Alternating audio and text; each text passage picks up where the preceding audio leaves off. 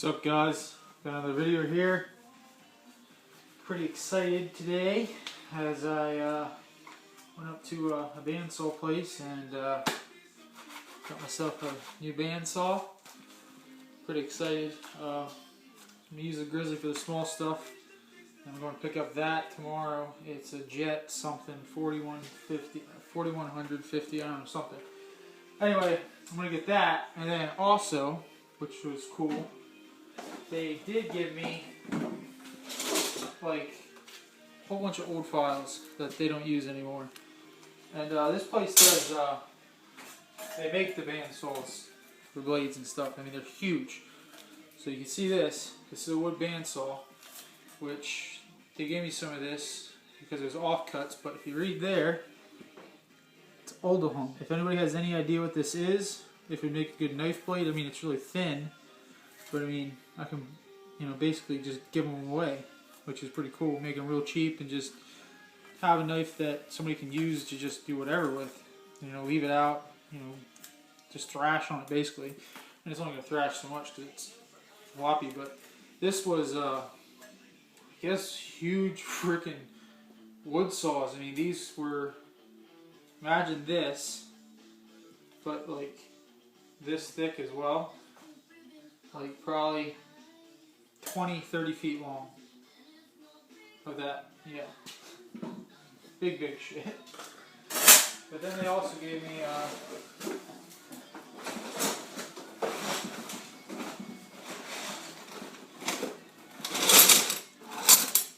about 60 pounds of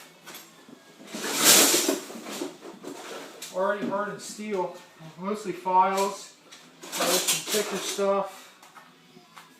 Saw blades. I don't know what I'm going to do with these round ones, but I'm sure I'll find a use for them at some point. But some of them are actually still kind of good, which I'm kind of surprised they threw out. But I mean, they're producing a lot of stuff too, so once it's past its peak, I imagine they get rid of it. But some of these other files in here make pretty decent knives. You'll find out why I have the gloves on in a minute. But I think make some cheap knives out of this. Simmons Mill SMO. If that means anything to anybody, let me know. But just sell these for cheap. When I say cheap, I mean like dirt cheap. Like, I don't know. I wish I could put like a paracord handle on it. It'd make it a lot cheaper instead of just sticking a handle on here. But I don't know. I like to do it for like $50, something like that, just to basically give them away. But yeah, got a ton of that stuff. So extremely pleased with that. Those guys are so nice up there. Super happy. Extremely nice. But yeah, I'm going to be making some of these file knives. If anybody wants one, let me know.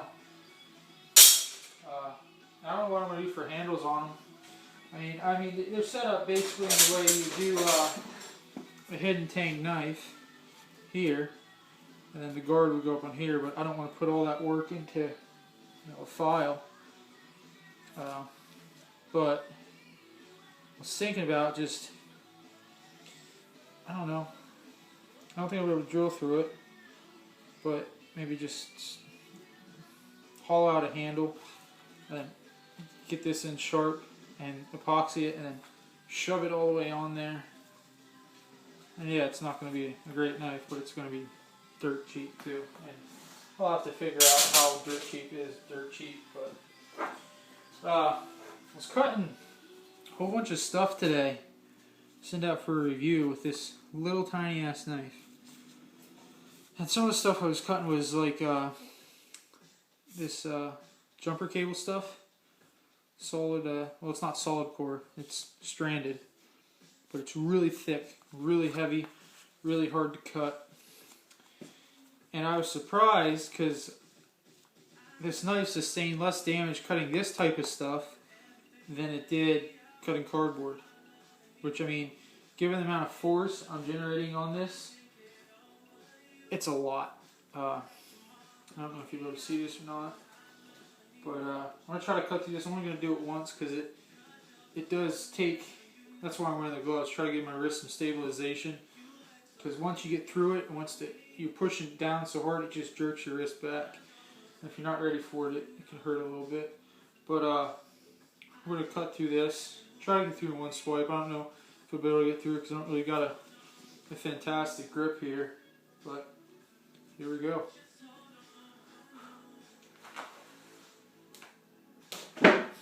Well, we got it, and the gloves definitely helped. I didn't feel anything that time, but you can see that.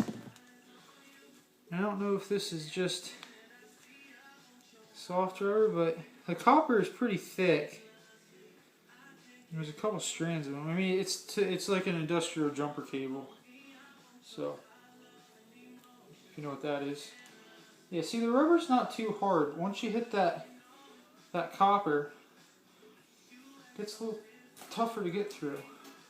Yeah, the rubber's not that bad, but once you hit that copper, that stuff's tough. But we'll give you. I just touched this up with a 600 grit diamond.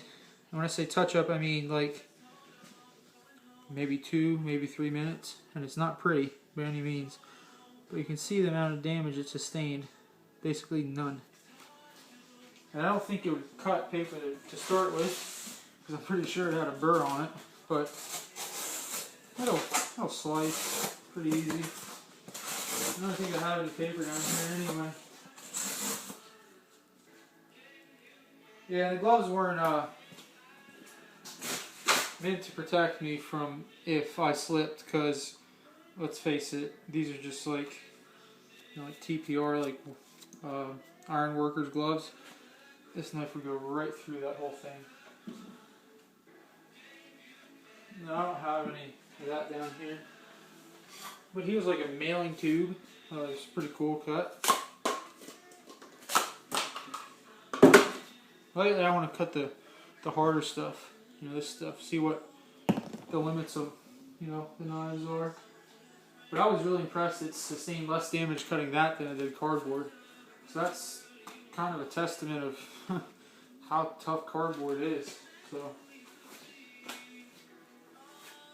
but tomorrow I'm gonna pick up my bandsaw, and we're gonna go get a price on a buffer, a sandblaster, and a drill press. So hopefully we'll get all those tomorrow. You might have to order some of the stuff, but after that I'll be basically ready to roll and start generating knives. I did pick up myself a very nice vise. It was a little on the spendy side, but I think it was worth the money. And if anybody, you guys out there, know anything about Wilton vices, you know these are good ones. It's a 5-inch vise. It's very light. But I think that's just about it for tonight. I just want to share that quick little update with you guys. I'm going to start doing, I'm going to make one of these, a couple of these tonight, and give them back to the guys that actually gave me these files. No, they didn't have to do that. I mean, I was just there to, you know, buy bandsaw blades for the Grizzly. And, you know, they just were very, very courteous and very nice. And, you know, they didn't have to do this. And that might not mean a lot to some people. I mean, even if it is, you know, stuff they're going to throw away. You know, that, I don't know, that means something to me. So, I'm going to do a lot more business there. If not, basically all of my business there. So I'm going to give a couple of these back to them. And I need some help with this steel. I need to know if it's worth taking the time out for like this stuff. Because I know I can get more of it. But what interests me the most is, and I know this probably doesn't mean nothing, but the Odilon. That's what drew me in. And it has 000s and it says wood bandsaw steel. So anybody has information, please let me know. Because we were there and they couldn't find any information about it at the time. I mean, it was during working hours too. I mean, we weren't just, you know, hopping in for a visit. I mean, it was working hours. But yeah, when he said, "Oh, I'll give you a couple of these pieces," you know, he had, you know, I think this and, you know, like maybe this in his hand. He's like, "Oh, I'll just try it back and give you some stuff," and then he comes back and I come back and there's 60 pounds worth of already hardened steel. So super stoked. Really happy if you couldn't already tell. Alright, thanks YouTube.